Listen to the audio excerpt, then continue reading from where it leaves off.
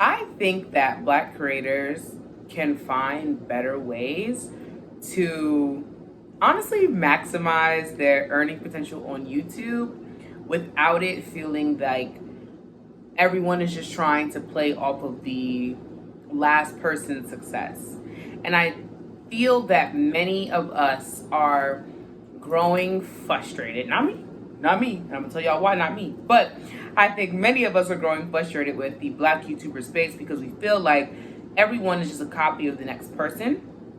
And it doesn't feel like the originality that makes us the purveyors of what's cool, what's next, what's in, the originality that makes us the purveyors of every single trend that there ever has been pretty much in the social media space isn't there anymore.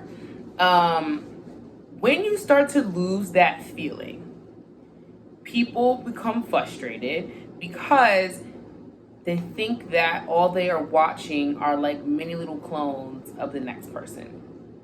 None of us want to feel like that. Now, I don't really feel that way, and I don't feel that way because the way that I engage with YouTube, I feel is very differently than the way most of us engage with YouTube. And I think a lot of us get a bit too hung up on wanting to find creators who are like the top 5 or 10 creators that we are used to. And I know that people always scream that Black people are not a monolith, but it really is starting to feel and seem like when we all come to the content space, YouTube, TikTok, Instagram, whatever, y'all want people to actually be a monolith. It doesn't seem like y'all want Black creators to do anything other than what you're used to seeing them doing. Because once Black creators start to step outside, seemingly so, I don't think Black creators can step outside of anything really content wise, because anything that starts to pop off content wise is because of Black creators somewhere. Truthfully speaking, I'm being honest, truthfully speaking, did it first. And you probably don't know about their platform because they have a smaller platform, and then somebody else ran with it. Whether that was another larger Black creator, but more often than not, it's a larger non-Black creator that has taken that content and ran with it, so you don't know. And I talked about this in a previous video before. Y'all, we have to just start sharing each other's work with each other.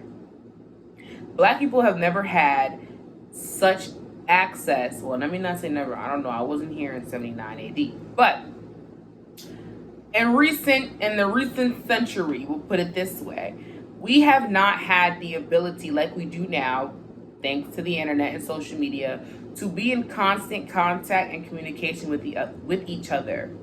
So share people's videos, share people's content, engage with it if you like it, no matter what they're talking about.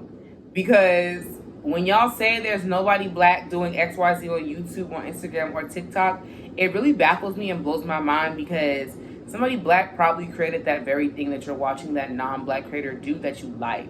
So have you done the work, and have you done the research? So today's video is really going to be doing like kind of a deeper dive into this conversation. And as y'all know, when it comes to my green chair chats, there are no scripts. There's rarely ever any edits. I'm going straight into the conversation, and I want you guys to engage with me in the comments down below. I hope you guys really get into this conversation, because I'm gonna be having more green chair chats, because I have a lot of thoughts about Black creators in the Black creator space, in the content space, and I think that it's just time for us to stop fucking around with what we're doing in these spaces. And y'all know I don't like to cuss, so you know I'm serious. These spaces have the ability to provide us opportunity to change our lives economically at a faster rate than quite literally anything else really could, and especially in America. Okay, if you're Black in America, you really got the privilege to take advantage of all of these social media sites. And I just think that we spend a little bit too much of our time squabbling about things that are just unnecessary. Let's just win. Let's just eat.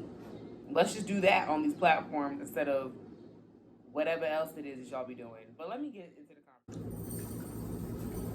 Are you guys ready for this video? It's another green chair chat. I've got a green juice for this. I've got a green juice for this green chair chat because we're gonna get right into it. I'm trying not to cuss, y'all. I'm trying to be a family-friendly channel, but that seems stupid. Anyway, let's get into it. So, you know, people are saying that the Black creator space feels super boring, and yeah, it does. People are saying that the Black creator space feels super boring, and on one accord, I can sort of understand where people are coming from. I don't know if I would agree with people, but I can see where they're coming from. Now, here's my thing, though. I made a video previously about, well, I made a video in response to another video about our Black YouTubers / is the Black YouTuber space boring? And to be quite honest, I said no. And to be quite honest again, I still say no. I do not think the Black creator space is boring. I think what is happening is, once again, we are all falling into the trap of wanting to only watch the same 5 to 10 creators. For example, a lot of the Black women that I'm in conversation with when it comes to YouTube and who they're watching and the content they're engaging with, of course, yeah, 99.9% of the content they engage with is going to be produced and made by other Black women, which is totally fine. It's not a problem, whatever. But they don't seem to want to go beyond that content. But then they'll want to have critique or say, it's boring. It's not boring. You're watching the same thing over and over and over. I'm not a big lifestyle content girly. I'm just not. If you look at my channel, I don't even create a lot of lifestyle content, although it seems to be something you all are wanting. So that's interessante. But I don't make a lot of lifestyle content. I also don't really engage with a lot of lifestyle content. The vloggers, so to speak, that I watch the most are probably going to be Octavia B. Octavia B and Amina Coco. I watch a lot of Amina Coco. I do like Aaliyah's Space. Let me see. It's what I mean. Like I don't really engage with or watch lifestyle content. When I come to YouTube, I come to YouTube to watch video essays. I'm a big video essay girly. I'm here for FD Signifier. I'm here for Khadijah. I'm here for Amanda. I don't know, a couple of others. I'll pop them up on the screen. But that's what I'm here to watch. That's what I like to watch. But when I do want to engage with some lifestyle content, to be quite honest, I will watch anybody's vlogs. I really will. I will watch anybody's vlogs. I'll watch anybody's day in the life. I'll watch anybody's what I eat in a day. That's what I'll do. You know, that's what I'll do because that's what I enjoy. And also for myself, okay, so I like to pay attention to what YouTube is serving me and why. If you've watched my video, which the comment section is a little, but it's a good video, and I actually do appreciate most of the conversations happening in that comment section. If you watch my video about Aaliyah's Face and Kira Monique and Brianna Monique and about the biracial Black beauty YouTube space, double entendre there. If you watch that video, then you will know that the thing that I am most focused on when it comes to creating content on YouTube and assisting creators in creating content on YouTube, because that's also what I do, is paying attention to what it is YouTube is serving me and why. And what I find interesting is that in the Black creator space, or in Black spaces in general, we always want to talk about, we always want to talk about who is responsible for serving us said content. And said content being content we don't want to engage with, content we don't like, or content that we think doesn't relate to us, right? For example, a big critique that a lot of darker skinned women have about YouTube is when they search up things, it is not darker skinned women who are coming up on the first 5 pages of their search result when they're specifically typing in Black girl day in the life, Black girl weekly vlog, whatever, right?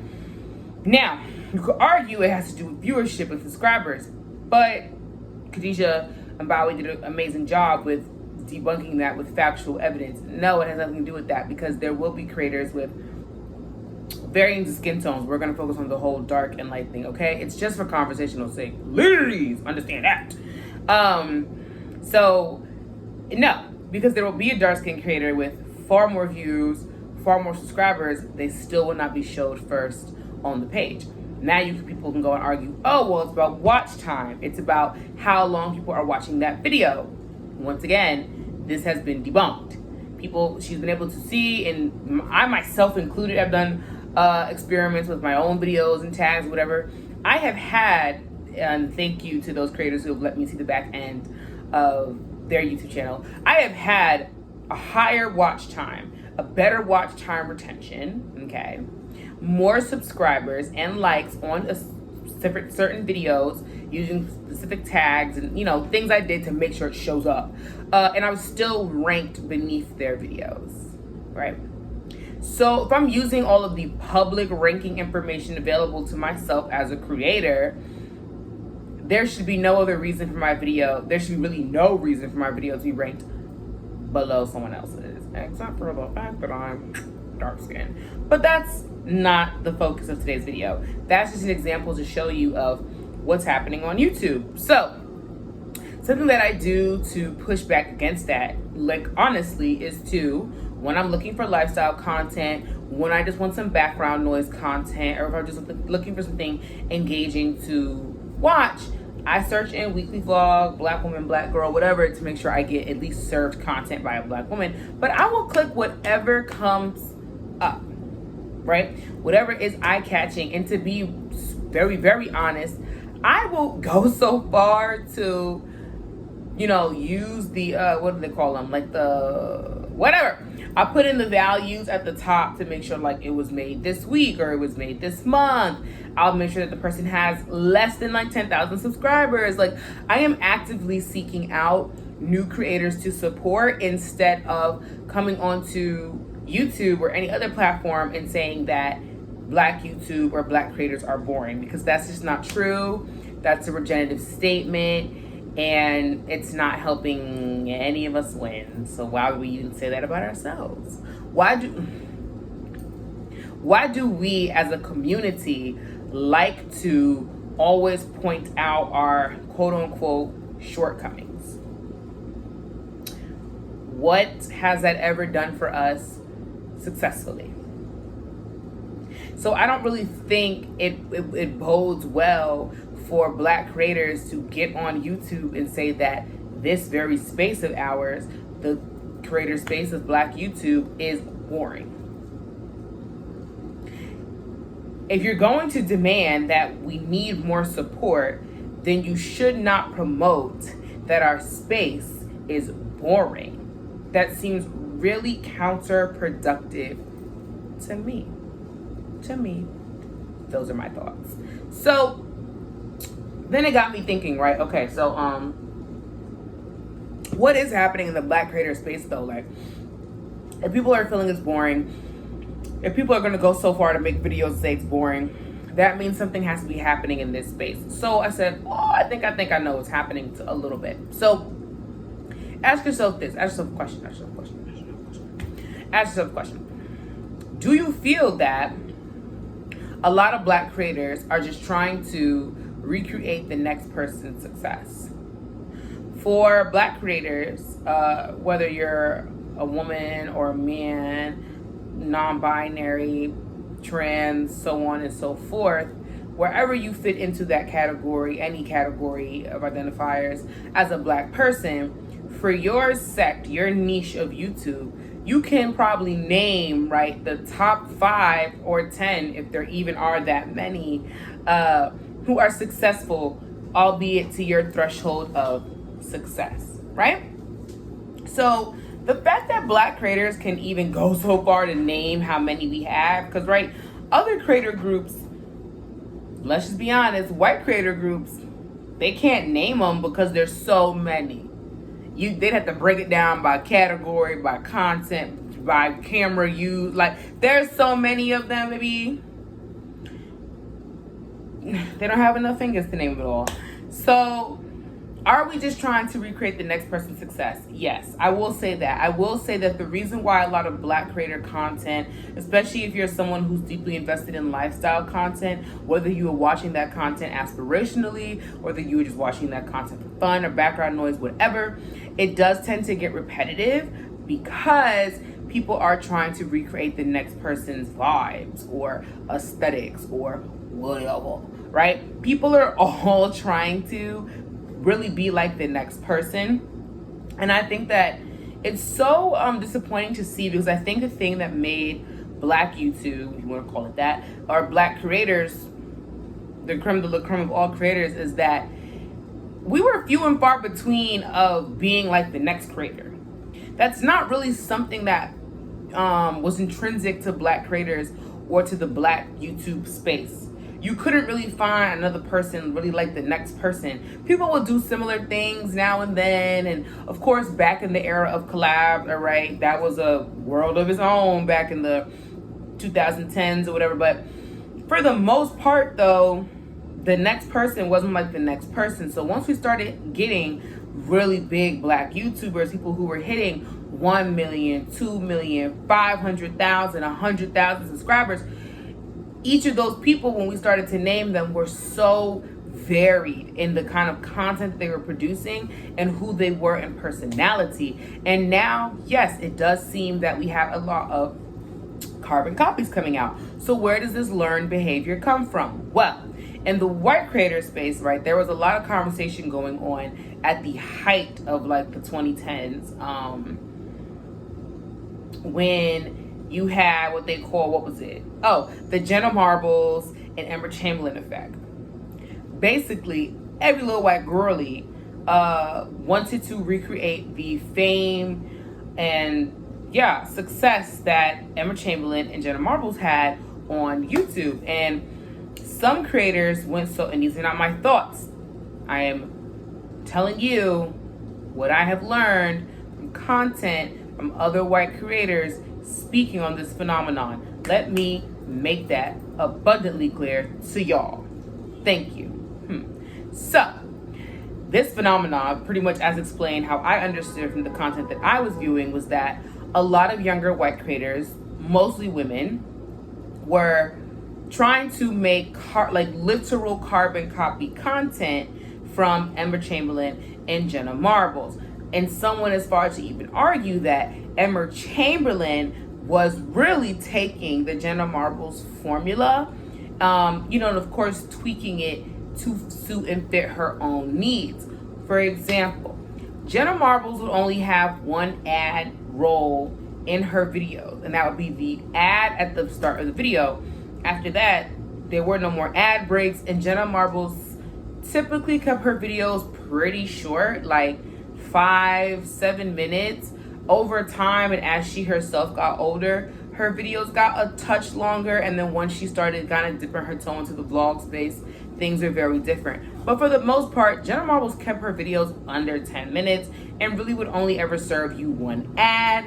And she really never took sponsorships on her channel. I think every now and then she might have a partnership or something, but she wasn't known for having a lot of sponsorships or thanking a sponsor or taking brand deals in her videos. And Emma Chamberlain, for a time, not anymore, you cannot say that about her anymore, and that happened actually fairly quickly in her YouTube career, but I'm not here to really talk about their careers. I'm going to talk about the phenomenon.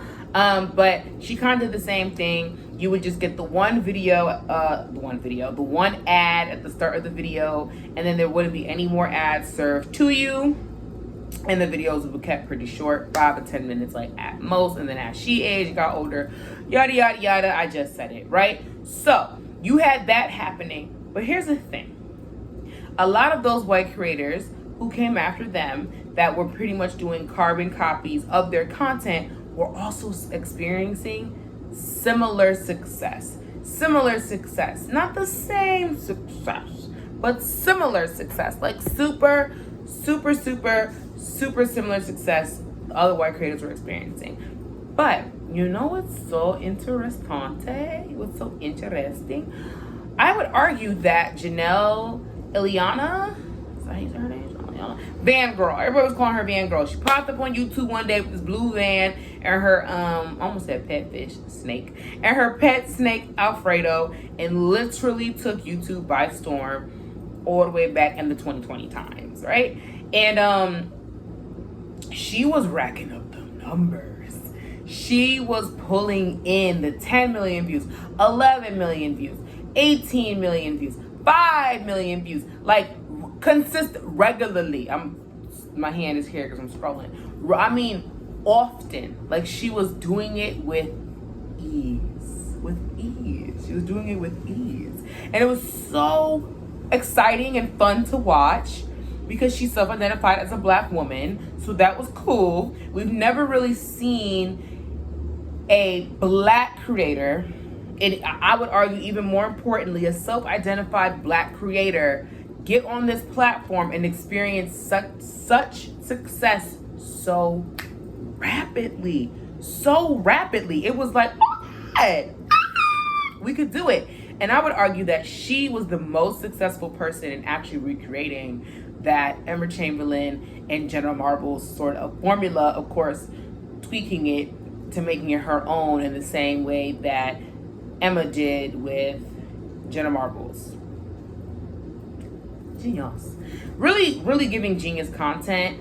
Kept it short, kept it sweet, kept it simple. In the beginning, was only giving you one ad at the start of the video. No more ads. Like, the recipes be there. Now, what I would say about Black creators, for us to not feel like our spaces are getting repetitive or boring, is like, honestly, we have to stop trying to recreate the next person's success. That person's success is truthfully for them. It is not for you. It is for them. What you can do, though, by watching their success, by seeing their success, is, of course, take their formula, right, what you can garner from their public content, take that formula and tweak it, though, to make it your own. You don't have to give carbon copy content. You just don't have to. You know, it's unnecessary, to be quite honest. It's very unnecessary to try to redo their content. And I know people, often say the best way to figure out the content that you're really good at making or even want to make, right, is to recreate the content of someone else that you like. Now, that is true to an extent.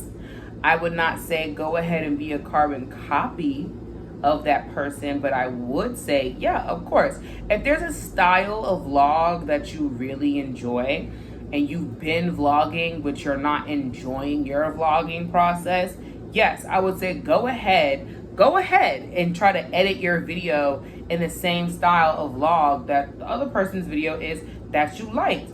Like, go ahead and do that. You'll probably figure out why you even like that kind of vlog content and if you even would like to produce it for yourself. Yeah, but don't go frame by frame. And I think that's a mistake that a lot of us are making. We're trying to do frame by frame copied content, and I feel like that's why people are saying it's boring.